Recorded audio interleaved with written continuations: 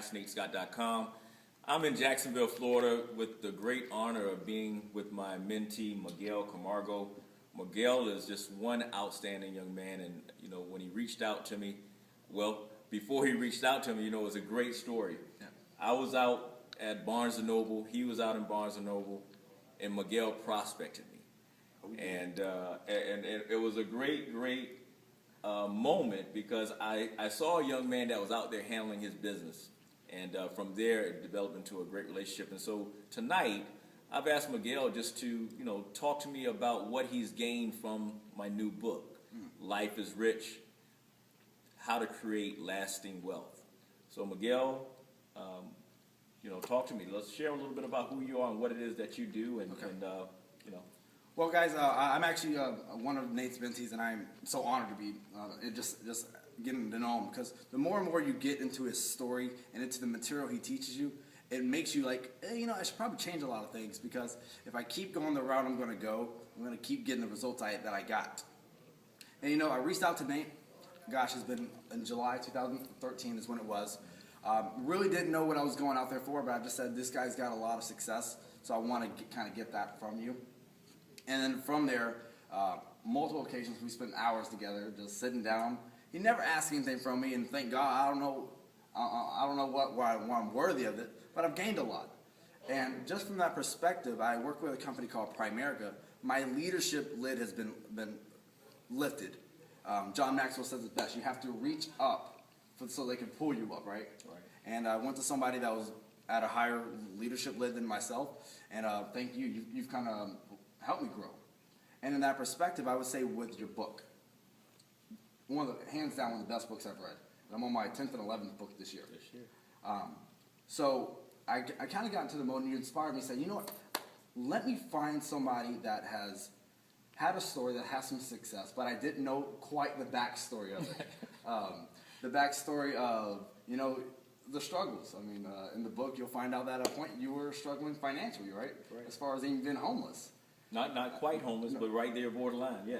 And, I was like, oh my gosh, if a guy can come from borderline homeless to, hey, listen, let me make something of myself, well, what else can I gain from that? And, you tell your story of being in the financial background, going to war, fighting for, so obviously you've got some character behind you. Right. And so the more and more I read into it, me being in the financial world, it absolutely says everything we believe in. That in today's society, if we don't do something different and actually go make extra income, we're going to be left behind. Yeah. Just kind of drowning. And then just the fact of, you didn't come into the network marketing business to recruit. Right. You're not, like you said, you're not the rah-rah guy. I'm the rah-rah kind of guy. I love to get people pumped up. But he's going to give it to you straight. The facts are there. Everything backs it up.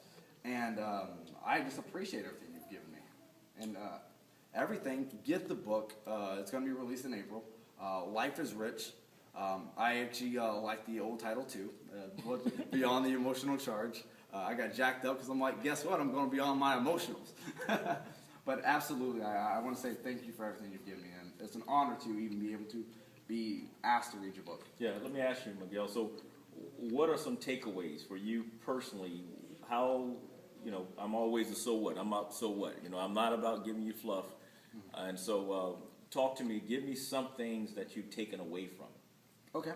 Well, the fact of giving people the truth and not trying to sweep things under the rug. Right.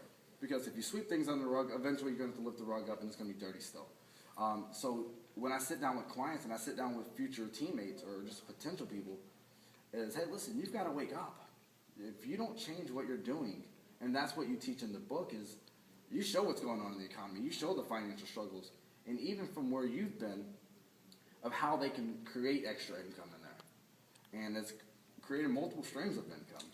Right. And the fact that you are a true entrepreneur, coming from having the certifications, whether it be the highest standpoint of a degree, that you say a person even without a degree can still be successful in this economy. Yeah. And the biggest thing is simply, West Point and having an MBA in financial planning from Georgetown.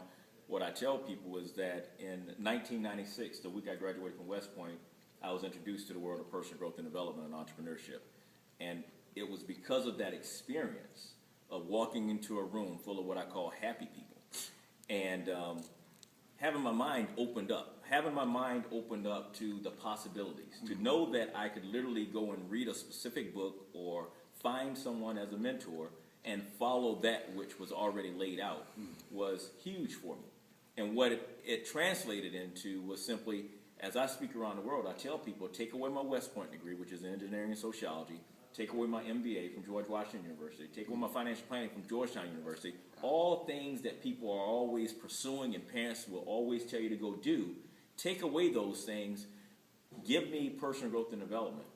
And I will tell you, that was what laid the foundation for me to make my first million by 32. And it's because of my mindset. I learned how to think versus what to think. Yes. And it translated also into everything else that I've done. I mean, it allowed me to learn how to read the Bible the right way. It taught me that was really a success manual for me personally. And so, when asked about, why did I write the book? I wrote the book simply because I was speaking to someone, and I said to him, you do a great job of creating culture and excitement, but what are you doing beyond the emotional charge?